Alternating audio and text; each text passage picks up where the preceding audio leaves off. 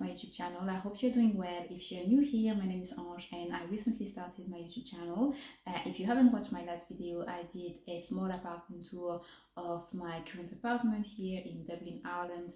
I'm currently living here. It's been now 8 years. I moved here in 2015, and as you can tell by today's video, I'm going to do a quick chit chat around things I wish I knew before moving to Dublin, and hopefully I will be able to I suppose give some insight and help people who are in the process of moving here.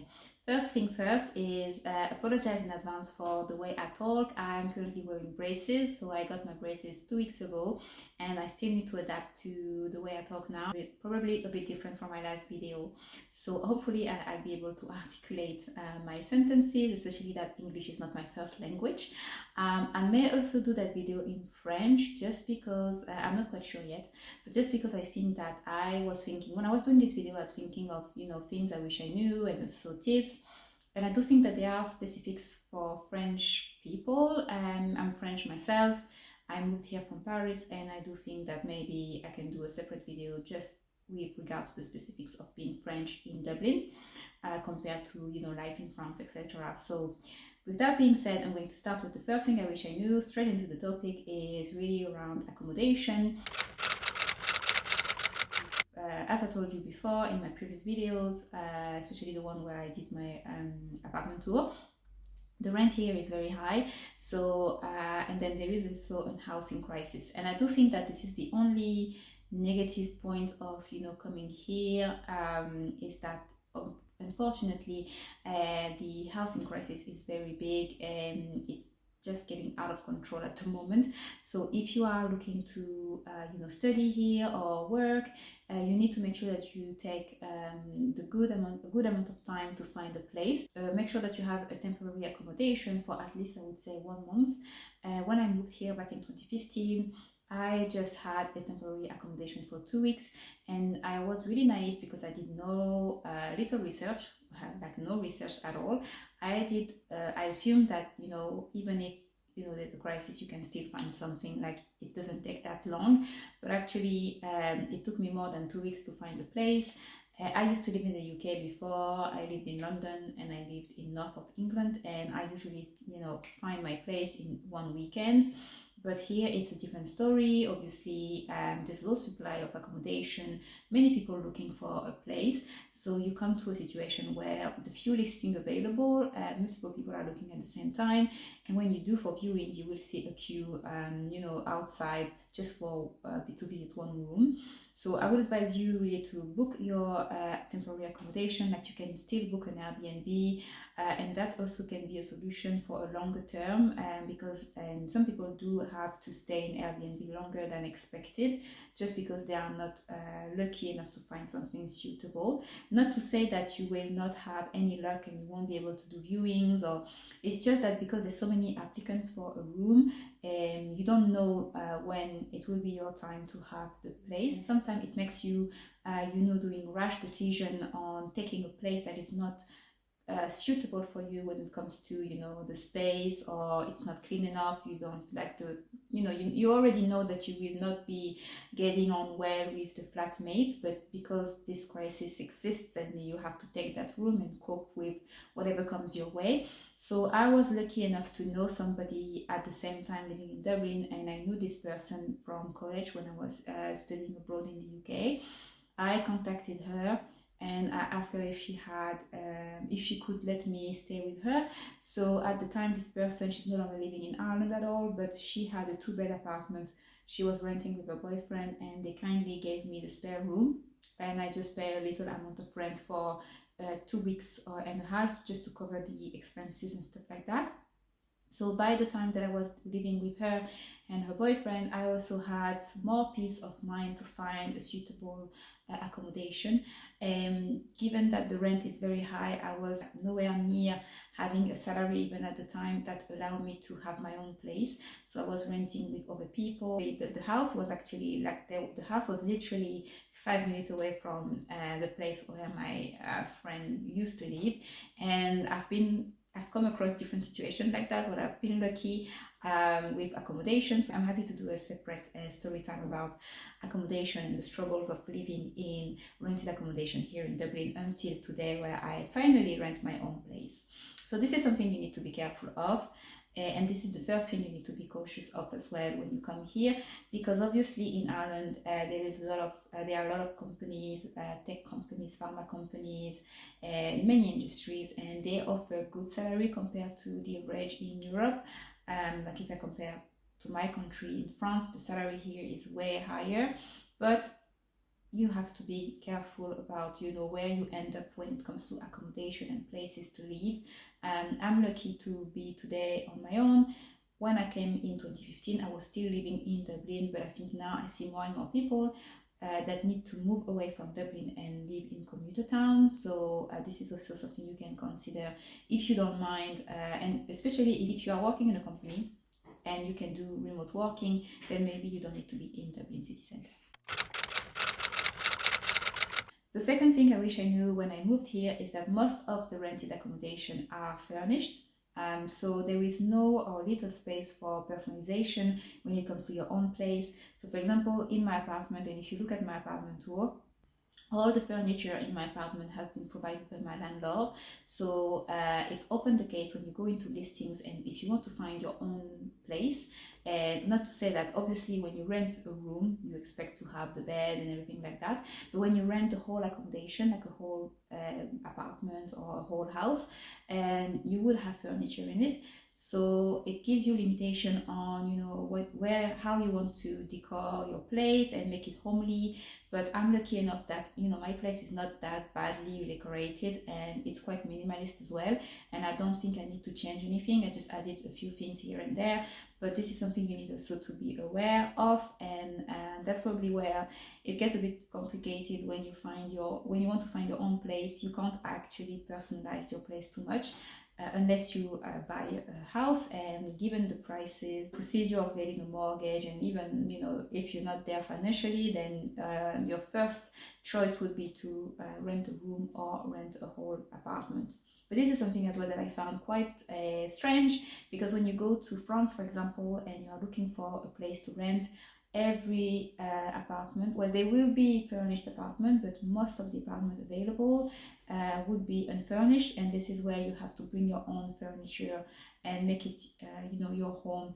And here there's some strict rules around things that you can hang on the walls. For example, it's all listed in your tenancy agreement, and as well there is that also no pet policy everywhere. Like I don't mind because I don't have any pet, but if you do have a dog or a cat with you, you will find it more difficult to find a place. If you are a couple and you want to rent with other people as well, some places now do say that they accept couples. I think it's handy for them because the charges are split between more people than if it was just single individual living together.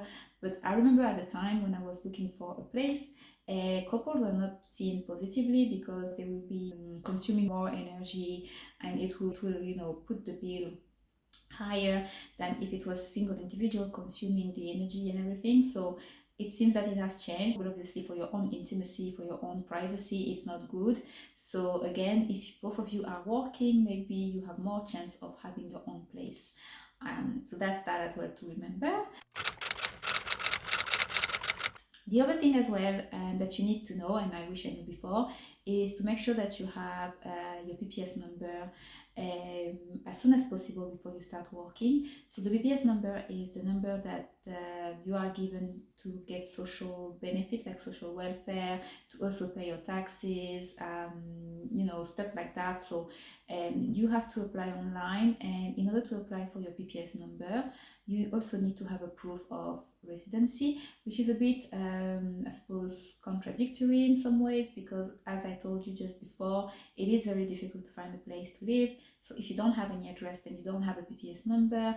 But actually, I think when you apply for your PPS number, what you can do if you don't have an address is to put the address of your temporary accommodation, especially if you are in Airbnb, and then you just take the bill of the owner of the place, and then you can just use that address. Then you apply for your PPS number online, and when you get your PPS number, you will eventually change your address when you have a permanent accommodation. If you don't have a PPS number and you start working, then the only issue is that you will be emergency taxed, so you will be taxed at a higher rate until you receive your PPS number, and then you get refunded of what you have paid, like the overcharge of tax that you have paid. So I hope it makes sense, but yeah, make sure that you have a PPS number, and make sure that you schedule your appointment and stuff like that on time. Otherwise, you would see your first salary, half of it will be not in your bank account, and you will be gutted to not have a PPS number before your first monthly pay. This is also why I recommend to come here early. And for example, if your employer says that you start at a certain date, just come 1 or 2 months before, so then you can secure a place, and then you can apply for a PPS number before you get your first month's salary. With that comes that you need to make sure that you have your finances on check, and then you have some money saved just in case for rainy days, but also to make sure that you can pay the first month of rent if your salary is being cut in half. So moving away from the accommodation piece, I'm going to talk about transportation in Ireland. So first of all, I was very naive again on my research and what Dublin and Ireland offers in terms of infrastructure and stuff like that. So when I came here, because Dublin is the capital, I literally assumed that there was a metro. And actually, when you look online, there is a project to create a metro, but there's no metro at the moment, which is quite surprising because Dublin is a European city, it's the capital of Ireland, so you would expect that all transportation mode is available in that city at least, if it's not in the overall country. But the reality is that we do have a good network of buses. To be honest, I've never seen a city where all the bus goes everywhere. If you compare to France, for example, we do have a lot of buses, but in Dublin, bus goes literally everywhere. There's so many different bus stops. You can do everything by bus. And you also have the train, but I would say that the train is less frequent than the bus. So with the train, you have the train that goes within Dublin, and then you have train that, reach commuter towns and, other towns in Ireland in general. Here we also have the tram. So the tram really looks like the French tram. It's very similar. I think it's the same company who created tram in Dublin is the company that creating trams in France. And we only have 2 lines, but because the city center is very small, so I guess that's enough for Dublin, but this is also something you need to be aware of. So how does it look like now when you use the transportation and you want to go from point A to point B? Well, obviously if there's no metro, then people spend more time on the road, and people drive a lot here, and people cycle as well a lot. So there would be traffic jam, congestions in the morning and in the evening time. I'm lucky enough now to be working from home, so I don't have to go to my office every day of the week. So again, if you come here and you are coming here to work in a corporate job, I'm not talking for people who are coming to work for, in restaurants and shops and stuff like that, but if you come and work in a corporate job, at least you can have remote work as well, hybrid work, so you don't necessarily need to commute all the time. But the commute in general is very easy, straightforward. It's like everything seems to be 30 minutes away. I don't know why, but that's like that. Even myself, I live within Dublin County. I live not quite far from the city center, but everything is at 20 minutes by train, 30 minutes or so by bus. I don't have a tram. So what I would recommend you is to really look at the Dublin map before coming here, get to know the transportation, the different zones, the different areas, so you can find where would be the best location for you to settle down here in Dublin. I would recommend, for example, to especially it really depends on your salary when you come here and what you do. If you're a student, obviously you have less money. Maybe you are supported by your parents, but always look at the different area of Dublin. For example, I wish I knew that the north side is less expensive than the south side.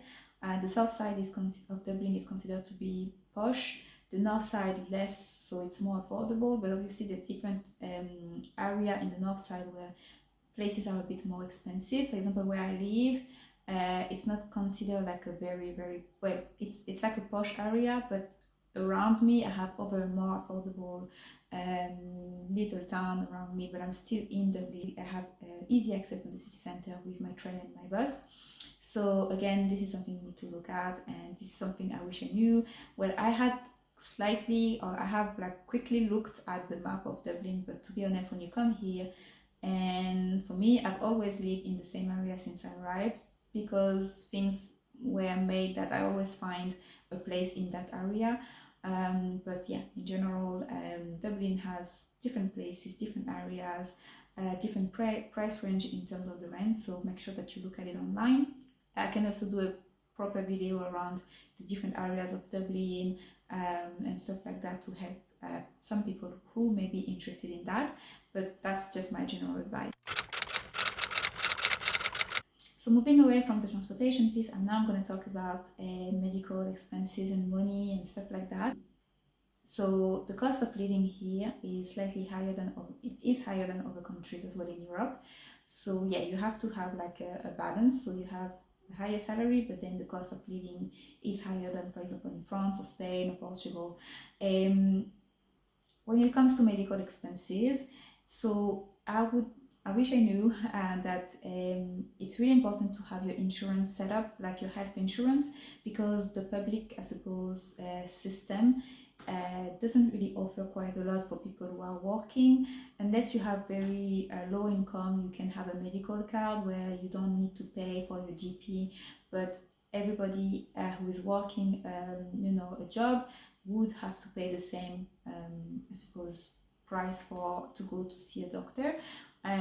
So I would recommend it. Also, it really depends where you come from. If you are from the EU, you have your European medical card, and then after 6 months, then you are considered as a permanent resident in Ireland. So then your European benefit from your country, I suppose, will be cut. So you need to look at options here in the country of, having an insurance, so you can have your medical bill refunded to you or reimbursed to you depending on where you go. So there's different companies for insurance, for medical insurance. I think the first one is VHI. And then that's the one that many employers use as well as part of the healthcare package. So really, if you want to come here and work a corporate job, make sure that your company offers a healthcare package that will allow you to have your medical expenses reimbursed, especially if you need to go to specialists. In my case, I selected an international one, so I'm not using the one from my company, and it's only because the one that I have give me more benefits, and also because I want to keep my French social security number. So I went through a French organism and for French citizens, but depending on where you come from, where your country is, you may look at options. But really, if you don't have anything, then the price to consult a GP is around 50 euros per consultation, sometimes 60. If you go see a specialist, let's say you want to see a gynecologist, it can go up to 50, 60, or maybe sometimes 80 euros. A dentist would be around 40 to 50 euros. But in addition to that, you may have to do scans and other procedures. So, the bills start adding up. However, when it comes to non-routine procedures, for example, as I said, I have braces today. So my braces, if I can also get them, I can have a tax relief from the braces, because first of all, my braces, when you are an adult, are badly covered in any European countries anyway. So usually when you have braces, it's when you are younger, then the public system will help you. But when you get, when you are over 18 years old and you are an adult, then you have to have a private insurance company that covers those type of procedures.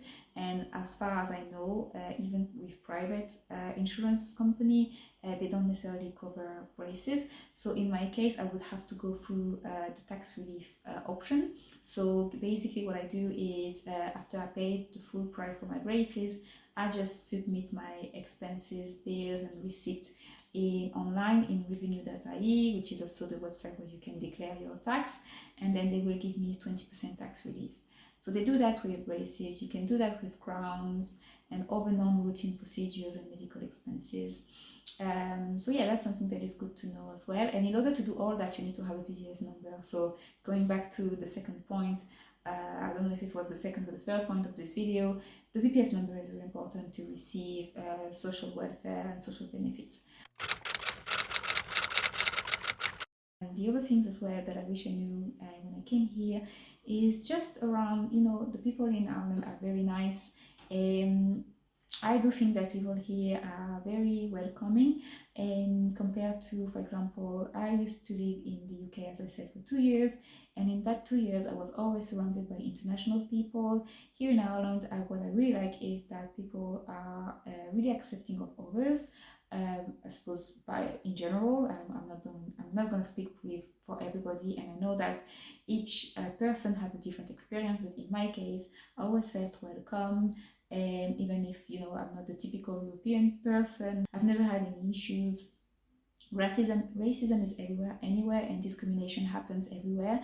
But based on my own experience, compared to, for example, where I used to live in Paris, which was basically my hometown, I felt more discrimination working in Paris. I've worked only a year as part of an apprenticeship than working here for 7 years. So again, I feel really good here, and I live comfortably here. I don't have any issues. And Irish people are very good as well, very nice, they are really open and chatty. And when you go out and you go to pubs, somebody's going to chat with you. And even on the street, people say hello to each other. Like, obviously not in the city center, but for example, where I live, if I walk by and I see somebody coming, in front of me, they will have a smile, or they would say hello, which is not something I've seen in France. I've never seen that happening. Maybe, I don't know about Spain or, countries where it's more like Latin culture and South culture, but in Paris, everybody is very busy. They don't care about you. In London as well, the same thing.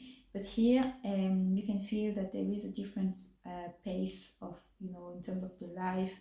People are less, in a rush, and they tend to be more, how can I say that? They are more open to, discussion and talk. If you have a question and you ask an Irish person, they will literally walk by with you to show you the place that you are looking for, and people are really helpful. Never came across any bad situation, and I hope it continues. And then finally as well, when it comes to English, obviously people in Ireland, they have a different accent. Well, there's different accents everywhere. When you go to Australia, you have to deal with the Australian accent. When you go to England, you have to deal with the English accent. And then when you go to Ireland, obviously the accent is different. So in my case, I thought that my English was quite advanced when I came here, but I struggled to understand some people, because in Dublin, different people come from different places in the country, and it's really amazing to see that, you go to the south of Dublin, people have a slightly different way of saying things. Where I live as well, people talk a bit differently. And then obviously when you move away from Dublin and you go to other cities, you will see the differences in terms of accent. So I'd say if you are, trying to learn English, here you would have a good, I think it's good that you come here, because first of all, you would hear many different accents. People don't speak any other languages in general, because English is their first language. They also talk Irish, but nobody really speak Irish in the street, apart from, like, the only time I hear Irish in my case is when I take the public transport, and I think it's translated in Irish as well. But other than that, people in the street will speak English. So, and that's usually the case with English speaking people. They don't make the effort to speak another language, so you would be forced to speak English when you come here. Whereas when you go to the UK, there's so many French people that to me, London seems to be like France. Like, it seems that I'm going to another French city, because you will hear so many French people over there, and you will hear so many Spanish people. But in Ireland, obviously, there's a lot of foreigners as well, but I haven't seen that as much as London, for example. So if you want to come here to improve your English, I think Ireland is maybe one of the best options, especially now in the EU. If you're from the EU, that with the Brexit, it's very difficult to go to the UK. So Ireland would be a good option and a good alternative for you. So But yeah, it really depends as well what you're looking for when you move here. But these are basically the things I wish I knew. I know that some of the things were a bit negative, but at least I want to, give some heads up to people who want to come here. But other than that, I'd say my experience here has been very good. It's still improving. It has improved significantly since I arrived in 2015. I used to rent a room with 4 other people. My rent at the time used to be 400 euros per person, so like I would pay 400 euros, and the 4 other people renting with me would also pay 400 euros. I've changed places more than 3 times, I think, maybe 4 times, and it's only 2 years ago that I found my own place. So even if there is that housing crisis, at the end of the day, I think everybody can, with time, find their way around and get comfortable here. As well, your salary also keeps increasing. Obviously, as you grow older, you get more experience, so your salary will increase. But in general, you start with some good salaries at entry level, and then when you gain expertise in your area, your salary will get higher, so you'll be able to afford more things and to enjoy your experience abroad. So with every experience abroad, I'd say sometimes it really depends on your objective. If you only come here for 6 months, obviously you won't care about whether you want to have established yourself and have a good salary. You may just want to come and just learn English. But if you are in my case and you want to immigrate to an English speaking country, and like if you look at Europe, Ireland is the only true English speaking country at the moment in the European Union. So these are the things that you need to consider. Like, things will get better, even if it starts worse, it will always get better, and it will continue to get better as well. So that's it really for me. I wish I could tell more things, but I'm conscious that this video is already long. As I said, I may do this video in French just because I'm French myself, and I know that there is specifics, and sometimes it's easier for me to explain in French for specifics like that only apply for French citizens. And maybe there will also be a way for me to explore adding French to my videos in that channel. But that's it, I'm gonna stop for real, and hopefully you enjoyed the video. If you have any questions around Dublin or around Ireland in general, feel free to put it in the comments. Also, like the video if you enjoyed. Make sure that you share and connect, subscribe to the channel, and in the meantime I would say thank you very much for watching. Stay blessed and see you later. Bye bye.